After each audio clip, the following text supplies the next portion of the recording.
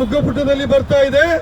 ಇಂದು ಯಾವ ಅಂಗಡಿಗಳಲ್ಲಿ ಗ್ಯಾಸ್ ಅನ್ನ ಕೆಜಿ ಪ್ರಕಾರ ಮಾರ್ತಾ ಇದ್ರು ಅದೇ ಅಂಗಡಿಗಳಲ್ಲಿ ಇವತ್ತು ಕಟ್ಟಿಗೆಯನ್ನು ಕೆಜಿ ಮುಖಾಂತರ ಮಾರುವಂತಹ ಪರಿಸ್ಥಿತಿ ಬಂದಿದೆ. ಬಿಜೆಪಿಯವರು ಇವತ್ತು ಮತ್ತೆ ಕಟ್ಟಿಗೆ ಯುಗಕ್ಕೆ ಕೊಂಡೋಗಿರ್ತಕ್ಕಂಥದ್ದು ಅತ್ಯಂತ ದುರಷ್ಟಕರ ಅಂತ ನಾನು ಹೇಳಲಿಕ್ಕೆ ಬಯಸ್ತಾ ಇದ್ದೇನೆ. ದೇಶದಲ್ಲಿ ಯುದ್ಧ ನಡೀತಾ ಇದೆ, ಪ್ರಪಂಚದಲ್ಲಿ ನಾವು ಏನು ಮಾಡಬೇಕು ಅಂತ ಕೇಳ್ತಾರೆ. ಇವತ್ತು ನೀವು ವಿಶ್ವಗುರು ಆಗ್ಬೇಕಾಗಿದ್ರೆ ತಮ್ಮ ದೇಶದ ಪ್ರಜೆಗಳನ್ನೇ ರಕ್ಷಣೆ ಮಾಡಲಿಕ್ಕೆ ಆಗದವರು ನೀವು ವಿಶ್ವಗುರು ಆಗುವಂತದ್ದು ಒಂದು ಕನಸಿನ ಮಾತು. ಒಂದು ದಿವಸ ಹಡಗು ಬರಲಿಲ್ಲ ಅಂತಾದ್ರೆ ನಮ್ಮ ದೇಶದವರಿಗೆ ಊಟ ಇಲ್ಲ. ಮುಖಪುಟದಲ್ಲಿ ಬರ್ತಾ ಇದೆ. ಇಂದು ಯಾವ ಅಂಗಡಿಗಳಲ್ಲಿ ಗ್ಯಾಸ್ ಅನ್ನ ಕೆಜಿ ಪ್ರಕಾರ ಮಾರ್ತಾ ಇದ್ರು ಅದೇ ಅಂಗಡಿಗಳಲ್ಲಿ ಇವತ್ತು ಕಟ್ಟಿಗೆಯನ್ನು ಕೆಜಿ ಮುಖಾಂತರ ಮಾರುವಂತಹ ಪರಿಸ್ಥಿತಿ ಬಂದಿದೆ. ಅಂದ್ರೆ ಯಾವಾಗ ಕಟ್ಟಿಗೆ ಮುಕ್ತ ಆಗ್ಬೇಕು, ಅದು ವಾಯು ಮಾಲಿನ್ಯ ಆಗ್ತದೆ, ಆರೋಗ್ಯಕ್ಕೆ ಹಾನಿಕರ ಆಗ್ತದೆ ಅಂತ ಹೇಳಿದಂತ ಇದೆ ಬಿಜೆಪಿಯವರು ಇವತ್ತು ಮತ್ತೆ ಕಟ್ಟಿಗೆ ಯುಗಕ್ಕೆ ಕೊಂಡೋಗಿರ್ತಕ್ಕಂಥದ್ದು ಅತ್ಯಂತ ದುರಷ್ಟಕರ ಅಂತ ನಾನು ಹೇಳಲಿಕ್ಕೆ ಬಯಸ್ತಾ ಇದ್ದೇನೆ.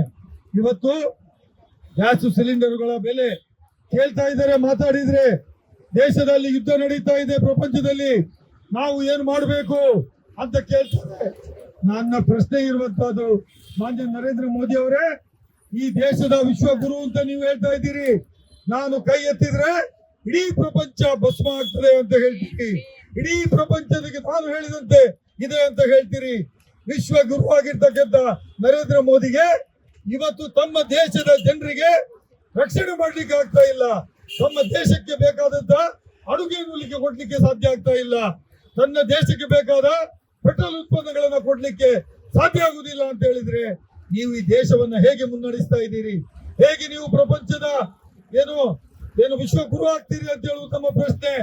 ಇವತ್ತು ನೀವು ವಿಶ್ವಗುರು ಆಗ್ಬೇಕಾಗಿದ್ರೆ ತಮ್ಮ ದೇಶದ ಪ್ರಜೆಗಳನ್ನೇ ರಕ್ಷಣೆ ಮಾಡ್ಲಿಕ್ಕೆ ಆಗದವರು ನೀವು ವಿಶ್ವಗುರು ಆಗುವಂತಹದ್ದು ಒಂದು ಕನಸಿನ ಮಾತು. ಇವತ್ತು ಯುದ್ಧ ನಡೀತಾ ಇರುವಂತಹದ್ದು ಅಮೆರಿಕ ಮತ್ತು ಇರಾನ್ ಅವರಿಗೆ. ಆದರೆ ನಮ್ಮ ದೇಶದಲ್ಲಿ ಇವತ್ತು ಒಂದು ದಿನ ಅಲ್ಲಿ ಯುದ್ಧ ಆದ್ರೆ ನಮ್ಗೆ ಊಟಕ್ಕಿಲ್ಲ ಅಂತ ಗತಿ ಬರ್ಬೇಕಾಗಿದ್ರೆ ಈ ದೇಶದ ಪೆಟ್ರೋಲ್ ಉತ್ಪನ್ನ ನೀತಿ ಏನಾಗಿದೆ? ನಾವು ಏನ್ ಮಾಡ್ಬೇಕಾಗಿತ್ತು? ಯುದ್ಧ ಆಗುವುದು ನಿನ್ನೆ ಮೊನ್ನೆ ಗೊತ್ತಿದ್ದದಲ್ಲ, ನಿನ್ನೆ ಮೊನ್ನೆಯ ವಿಚಾರ ಅಲ್ಲ.